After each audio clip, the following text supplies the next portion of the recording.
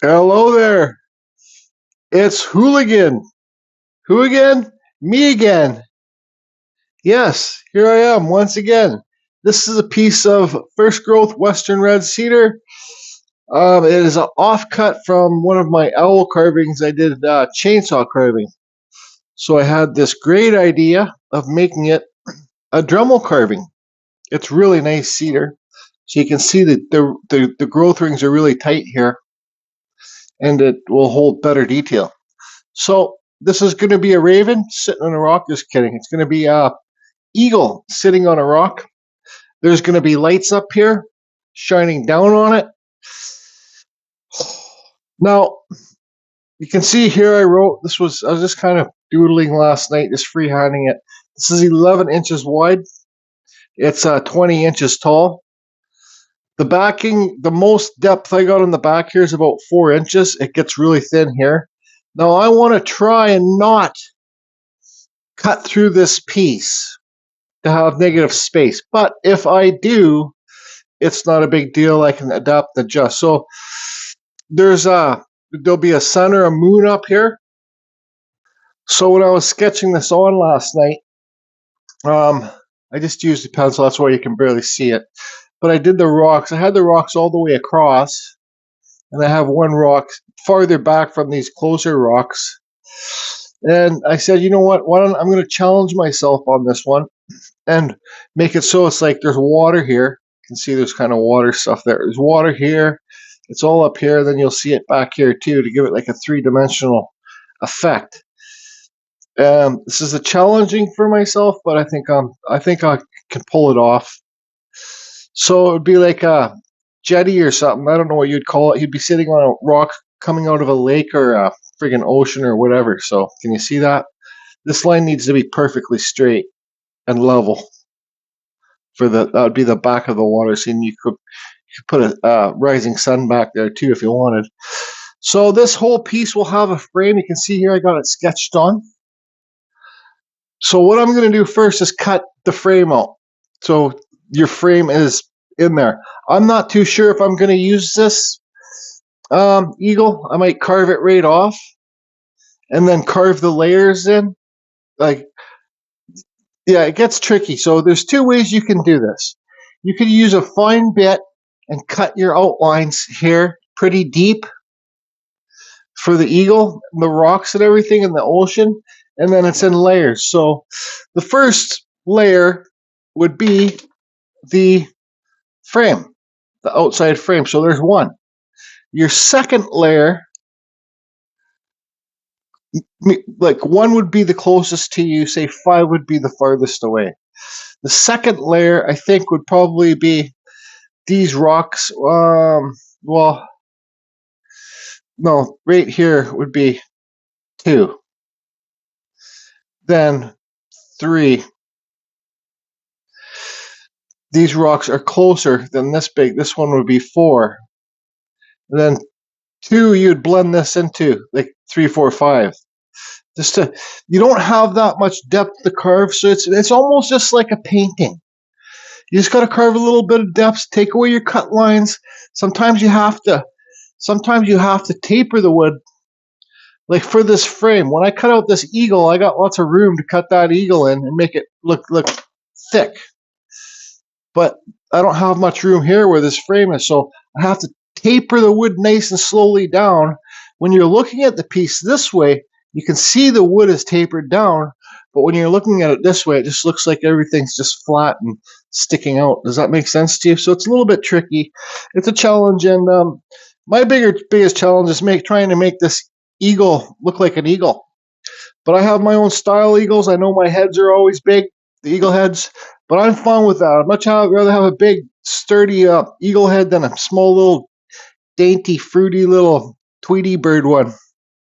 Anyways, I'm going to cut the outside of this frame with the Kutzall Extreme Flame Burr. I'm going to be using, here's the burr. Right here. Anybody wants to get these Kutzall burrs, just go to the description below, take you to the Kutzall site. I'm using a Dremel 4000 with the Dremel Flex Shaft, which is like this. I got lots of different carvers I'll be using. I might use this. I might use my Fordham. whatever speeds it up for me, that's what I'm going to use. All right, so let's cut in the, there won't be that much filming carving on this video. I'll just explain to you what I'm doing and what bits I'm using. So before I get going here, that's one thing that I thought of last night. I just free-handed this on. I didn't look at any pictures. Definitely, what would be better if what I did is if I went to the computer, Googled side view bald eagle, and then printed the image out, because this is about the size of a piece of paper, printed the image out, got some transfer paper on, and transferred it so it's perfect, like a real life bald eagle. But this is not the objective of this. The objective of this is to use my own style eagle and try and make it the best I can make it. And you're not cheating if you transfer that eagle on there here and carve the outline, and because that's how you get the perfect structure for the eagle and scales and stuff like that.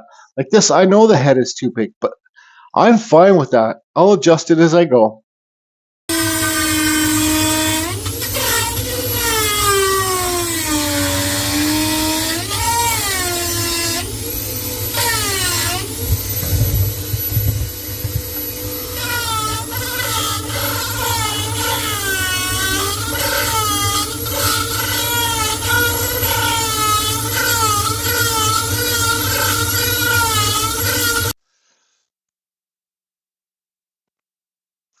Okay, so there you can see I got my frame cut in around, and I slowly removed the wood like it's a slow downhill going that way. I don't know if you're going to be able to see.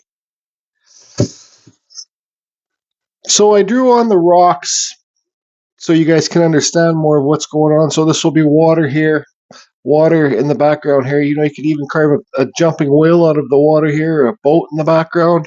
I could have made the rocks so it's like they're kind of rounding like this. And then that would be water here, then rocks back here. But I said, I'm just going to leave it more kind of simple and basic. So I also did have this big rock where it's sitting on, tucked behind these other rocks. But then this tail would have been tucked behind this rock, and it would have just been too much. It looks like the eagle's tail was bending back there. So it's like everything I say on these videos is just my opinion. I kind of just try to explain things to help people as much as I can that are beginning wood carvers.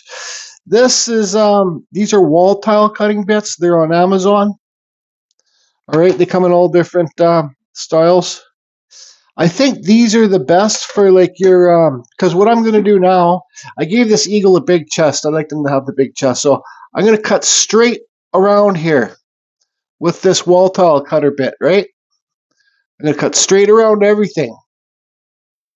Here, I don't know, I'm just going to do heat. I'm going to do up to here, around the ocean, and then I'm going to cut away the wood to get this eagle to pop off.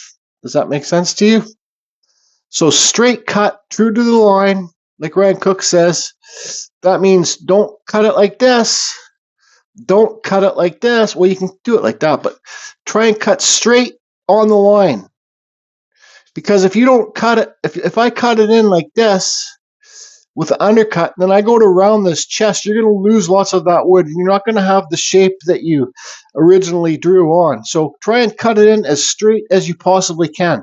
So once again, just like this frame, cut and remove. Now I got all this wood in here to remove, so it's going to take me a while. Like in between subjects, say this frame is a subject and this eagle is a subject. The more that you remove the wood inside here, the less bumpy it will look. You want it to kind of look flat. I haven't decided what I'm going to do in the background for the sky yet, but we'll get to that when we get to that.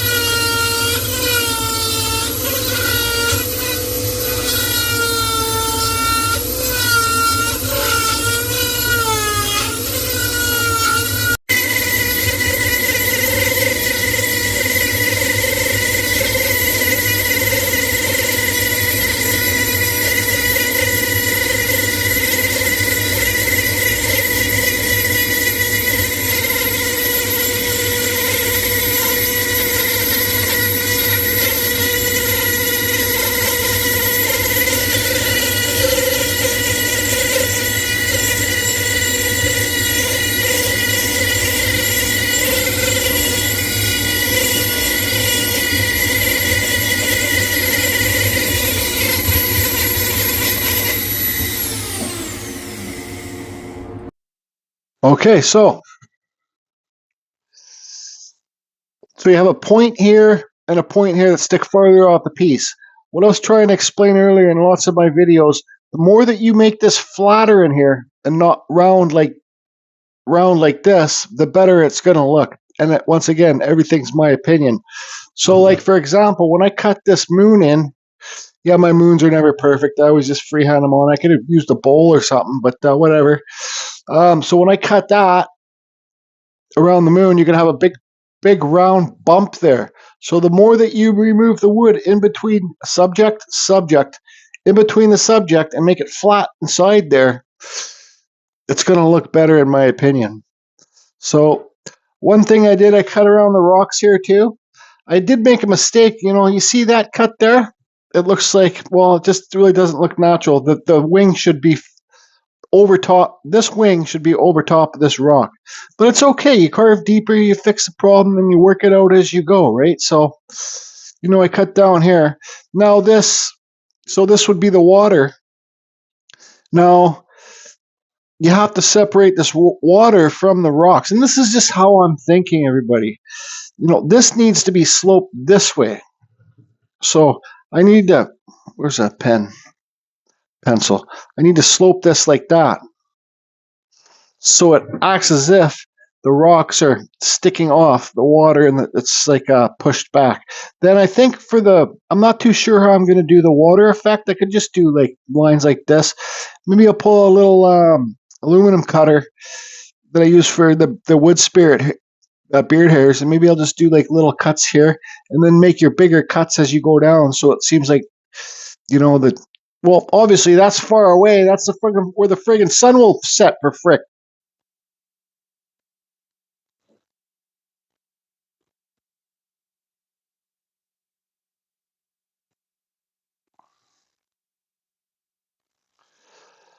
So I'm not saying that everybody wants to do this. It is a lot of work to remove all this wood in here. You see here? It's a little bit of a dent there, right where my finger is. No big deal. Now, this is a Jordy Johnson art carving piece. Your pieces that you do, you'll do them how you want to do them, what style you want to do. So now I was sitting here drinking my coffee, my Larry Dibbs coffee carving fusion coffee mug, and I was looking at this and what do I want to do? What do I want to do? What do I want to do with the background? That's what I was thinking. Well, I think with the background, since it's my piece and I can do what I want to do because it's my piece, and if I wreck it, it's my fault. I want to do my carving fusion Japanese wind lines and just my textures that I love to do that relaxes me.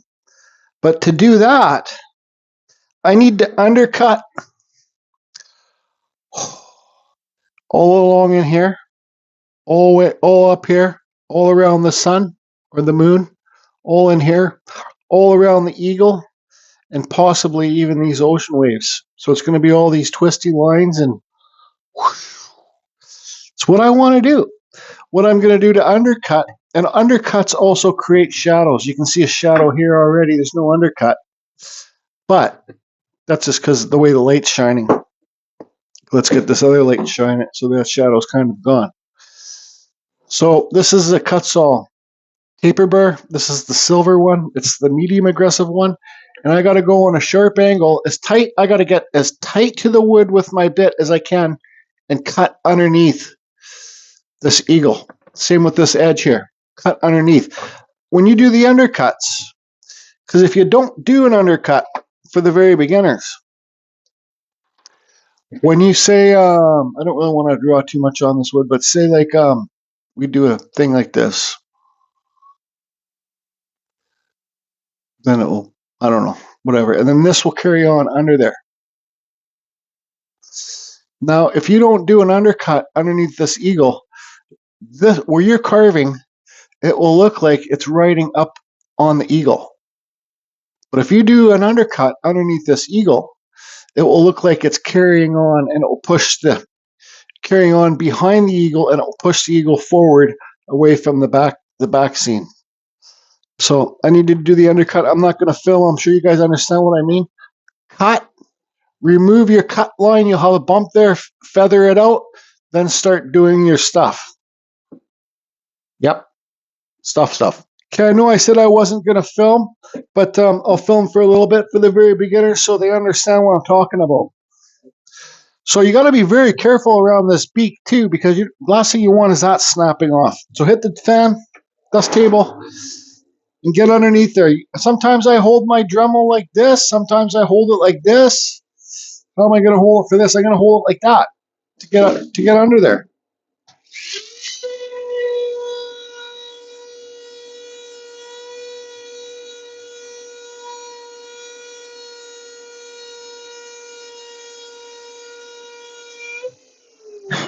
Okay, so there's your cut.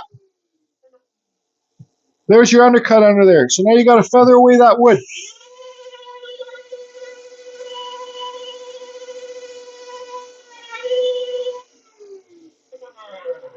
That's the undercut. Comprende? Comprende. So I'll be the first to admit that I'm never the best at finishing my wood carvings, like finishing like nice, decent sanding on it. So there's all my things, and see how the undercut works. It kind of just goes up and under there. When you look at it straight on, it just looks like it's carrying on underneath the bird and the thing. So then that looks like an undercut bump line there, but it's not. It's just a shadow. So now, these rocks here and these waves, also what I did, cut these stuff lines in here. I used the Kutzall Extreme Flame Burr. Then I used my Ram micro carver. This spins at 50,000 RPMs, and I use this silver gold burr. The gold flame burr. It's a much finer burr. The only thing about this one, it has a point, so sometimes when you're carving in there, that point will scrape inside there, but you just learn to see the scrape mark it did and then use the thicker part of it and just sand it out. And then I went over it quickly with this Scotch Brite sanding mandrel. I think these rocks here, so once undercuts create a lot more work. Let me tell you that 100%. So because sometimes you can't just do the undercut. Where's that bit? I got it back in my Dremel. You can't just do the undercut and feather it away. Sometimes you need to feather it way far away. So I need to do an undercut underneath these rocks again, and then I need to feather it way far away. Then once I'm done that, where'd you go? Then I got this aluminum cutting burr. All right. These come in packs of 10. You get them on Amazon. And I'm going to do little things up top here, but once it gets down here, I'm going to do bigger ones, and I'll try and make it look like there's even little waves on the bottom of these rocks, because you got to remember this is closer to you. Down here is closer, and up here is farther away, so I don't know. Let's try it out, see if it works.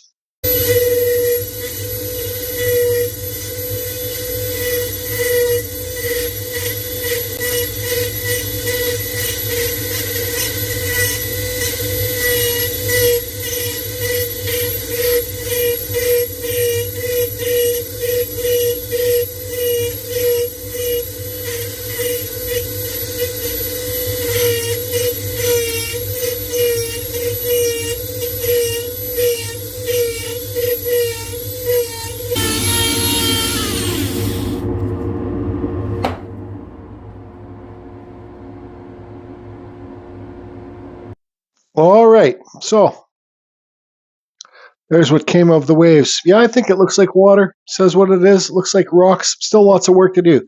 So I showed you guys the aluminum cutter that I was going to use, and I used.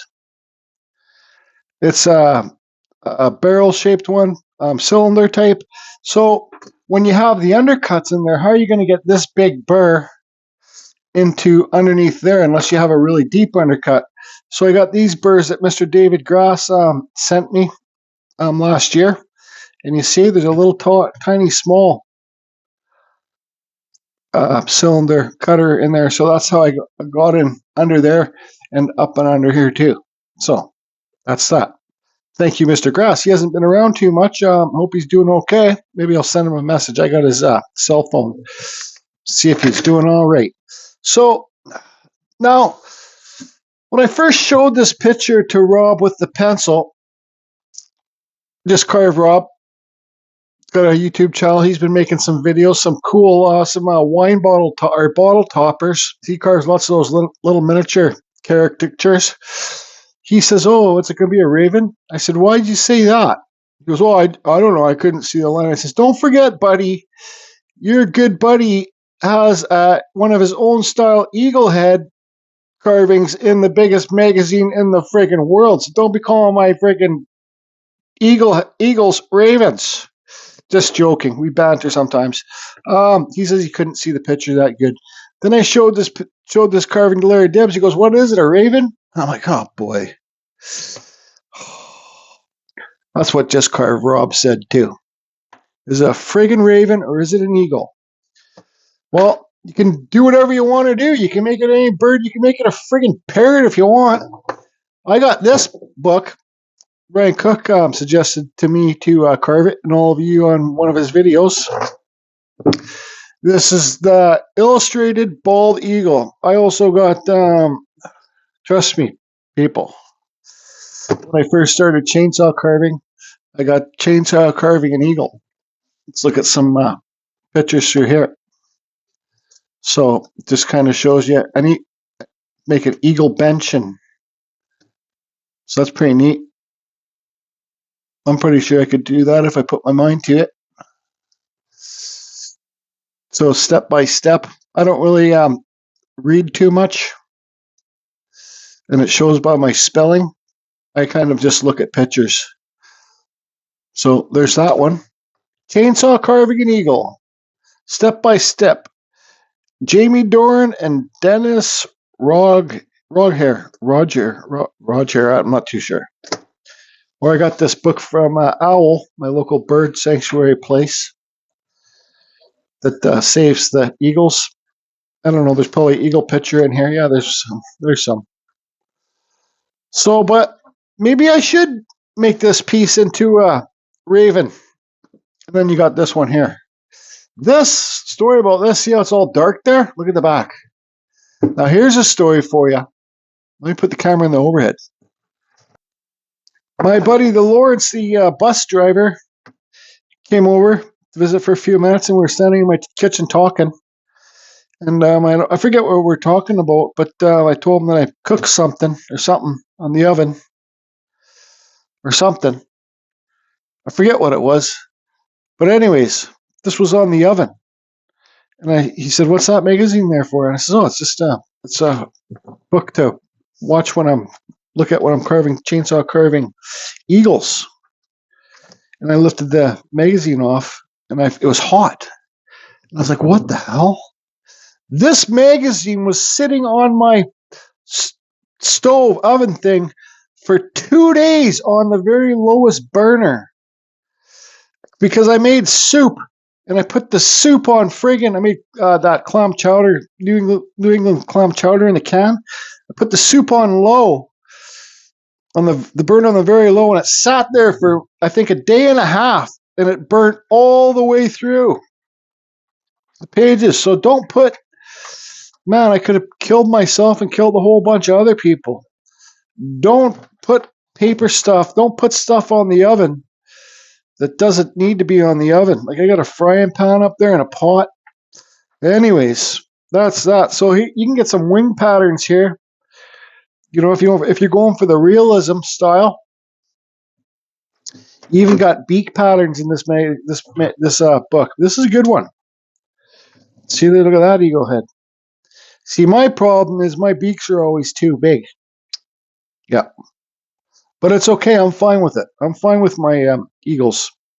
I'd much rather have an eagle head with a bigger beak than a smaller beak, because once the beak gets too small, then you're talking into like you're going into parrot mode.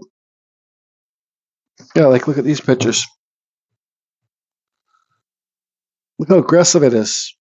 So when you see the fur, I've never done this, but the fur or feathers or wings or little fluffy things come all the way around here.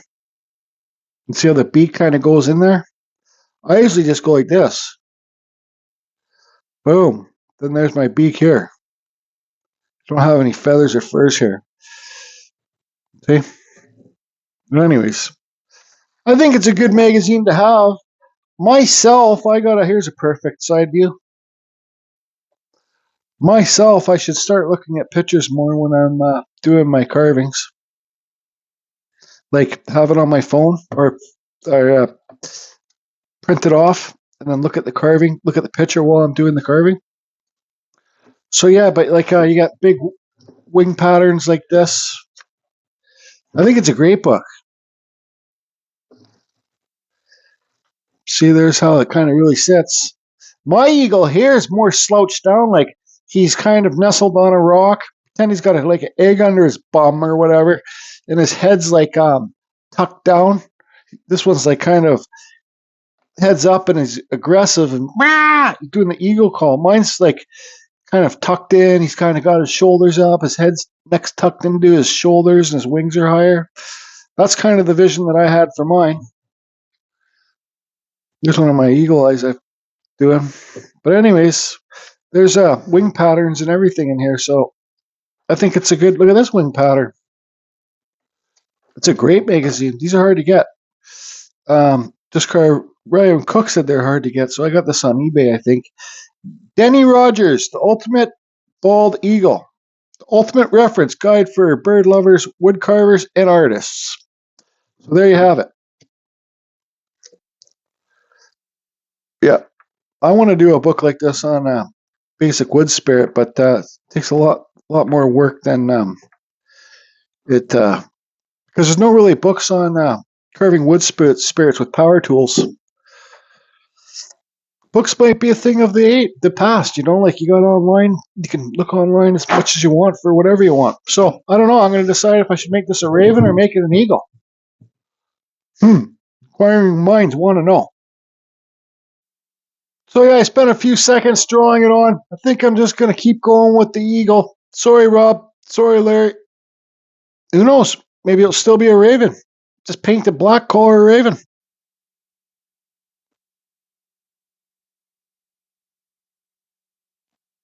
So that's going to be it for this carving session. When I was working on the beak here, I was starting to panic. I was like, "Oh no, we're slowly getting into parrot mode." But I think actually, if this bottom lip wasn't in here and then the bottom lip was right there, it would. I'm slowly starting to refine my beaks and my eagle heads. That's a lot of carving for one session. Sure is. So the next video, I got to decide. I think I'm going to pick up some of that Bombay mahogany poly shade. Do this background with that. I might even paint these wings black and scuff them up. Leave this natural wood color. Do the carving fusion red moon. Burn this water. Sand it. Late burn. Both the rocks, I'm not too sure. I will also be pulling out my little wood burner on the next video. I'm not too sure if I'm going to finish this tomorrow or the next day, but it will be coming out within a day or two after this video. So I hope, so I even gave it little texture. I don't know if that's how you give these wings, feather things, textures. I just gave them some little textures, and the textures I did in the face there, I did them with that little tiny bird that David Grass sent me. So you can just look at Amazon and something will pop up. You'll see some bigger ones and some smaller ones. Yes. So, and also I did a lot of all these parts in the wing. I use this little 80 grit diamond burr and just, I made a mistake. Usually for this top part, I go crosswise this way. But I said to myself, you know what? I had it 3/4 carved, and I'm like, oh, what am I doing? I said to myself, I usually do it this way. And I said, but you know what? Nobody's going to notice my mistake. Right? It is what it is. Even has a tail down there. So I got to figure out how I'll do these rocks. Because it's going to be Bombay mahogany, the poly shade that I do. This is going to be burnt and sanded. This is going to be black. This is going to be natural wood color, maybe a little bit of burnt in there. This is going to be red. I just don't know. And also, this piece is starting to crack. Look at that crack there. So what I'm going to do today is get some of my CA super glue and put it in the crack and make it so it doesn't crack anymore. And then I still have to put the lights up under here. What do you guys think so far? Does it look like a raven or does it look like an eagle? Does it look like a hawk? Garden Fusion, over and out.